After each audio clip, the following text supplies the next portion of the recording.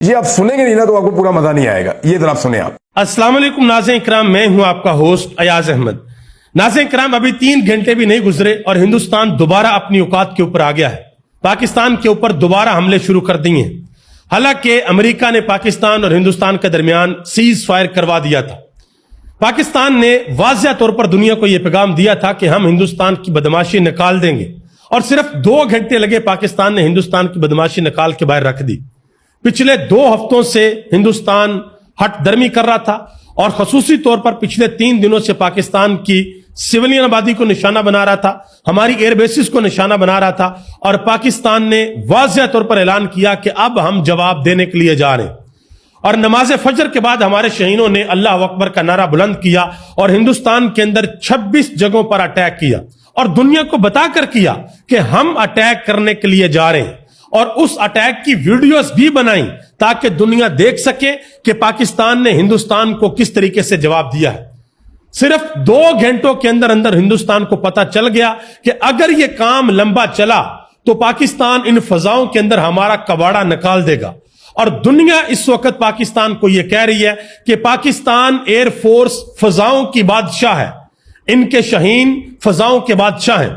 और मैं एक बात बार बार आप लोगों को यह बता रहा हूं कि बात हथियारों की नहीं होती, बात जहाजों की नहीं होती, बात उन शाह सवारों की होती है जो घोड़ों के ऊपर बैठते हैं और जो जहाजों के अंदर बैठते हैं। अमेरिका पहले यह कहता रहा कि जी पाकिस्तान और हिंदुस्तान की लड़ाई आपस में नहीं होनी चाहिए, इन दोनों को अपने अपने मामला ठीक करने चाहिए, अगर ये नहीं हमारी बात मानते तो इनकी मर्जी। लेकिन जब अमेरिका को पता चला कि हमारा बच्चा जमूरा बुरे तरीके से पीट रहा है, उनकी ठुकाई हो रही है, तो अमेरिका आ गया दरमियान में। पाकिस्तान के अंदर कोलें आ रही हैं, हिंदुस्तान को कोले जा रही हैं। डोनाल्ड ट्रंप साहब ने ट्वीट कर दिया है, मार्को रूबियो ने ट्वीट कर दिया और करा के सीज फायर करवा दिया। जी सीज फायर है पाकिस्तान और हिंदुस्तान के दरमियान अगले कुछ दिन के लिए।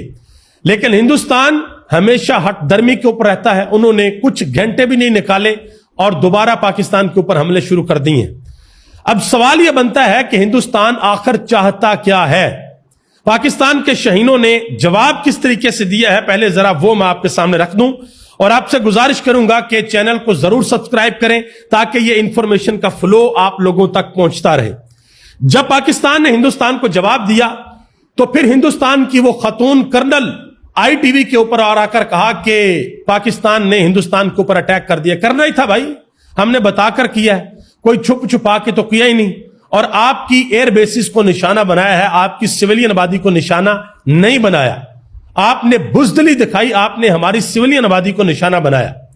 पाकिस्तान ने जब इस ऑपरेशन का आगाज किया सुबह के वक्त नमाज फजर के बाद, तो पाकिस्तान ने वाज़िह तौर पर यह दुनिया को बताया कि अब हम जवाब देने के लिए आ रहे हैं।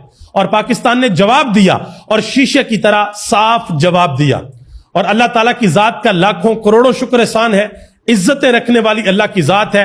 हमने 2019 के अंदर भी बड़ा क्रिस्टल क्लियर जवाब दिया था, शीशे की तरह साफ जवाब दिया था, और आज भी हमने 2025 में भी बड़ा शीशे की तरह जवाब दिया है। अगर हम इतना जबरदस्त किस्म का जवाब ना देते तो हिंदुस्तान के अब्बू जान कभी भी दरमियान में ना आते, कभी भी अमेरिका दरमियान में ना आता। अगर पाकिस्तान का पल्ला भारी ना होता, हिंदुस्तान का पल्ला भारी होता, तो अमेरिका ने बैठकर तमाशा देखना था। यह बात हमें आपको हम सबको समझनी चाहिए कि अमेरिका अंदर आया है, इसी वजह से आया है कि हिंदुस्तान की ठुकाई शुरू हो गई थी। और अभी भी शायद हिंदुस्तान को कुछ उनको यह लगता है कि नहीं जी पाकिस्तान कुछ कर नहीं सकता। तो मजीद अगर आपने कोई शौक पूरा करवाना है तो इंशाल्लाह हम जरूर आपका शौक पूरा करेंगे। अच्छा, मैं यहां पर एक बड़ी इंपॉर्टेंट चीज आपके सामने रखता हूं। इमरान खान की बहन अलीमा खान ने एक बात की है और बड़ी जबरदस्त किस्म की बात की है हमारे शहीनों के लिए, हमारे पायलट्स के लिए।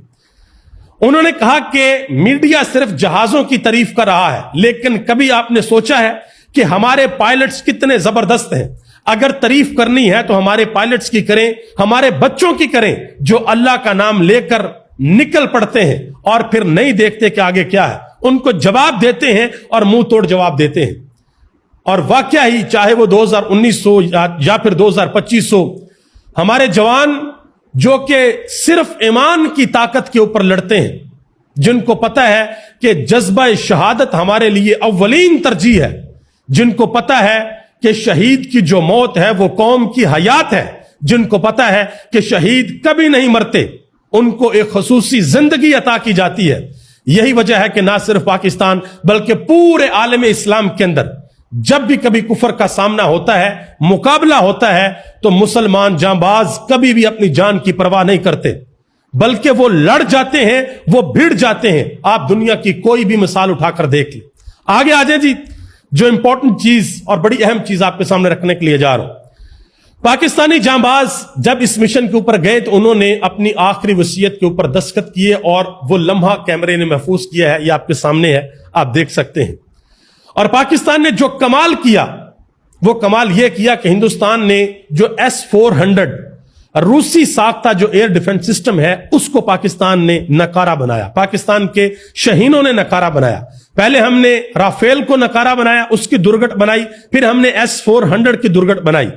تو اب روس بھی پریشان ہے کہ بھائی ہمارے ہتھیار بھی انڈیا نہیں چلا پا رہا، فرانس بھی پریشان ہے بھائی ہمارے جٹ بھی انڈیا نہیں چلا پا رہا۔ بات وہی ہے جو میں نے پہلے آپ کو کہی تھی کہ ہتھیاروں کی بات نہیں ہوتی، بات شاہ سواروں کی ہوتی ہے کہ جو لوگ ان کو چلاتے ہیں وہ کس طریقے سے چلاتے ہیں۔ ورنہ آج تک رافیل کو کسی نے نہیں گرایا، لیکن پاکستان نے ان کو مار گرایا ہے۔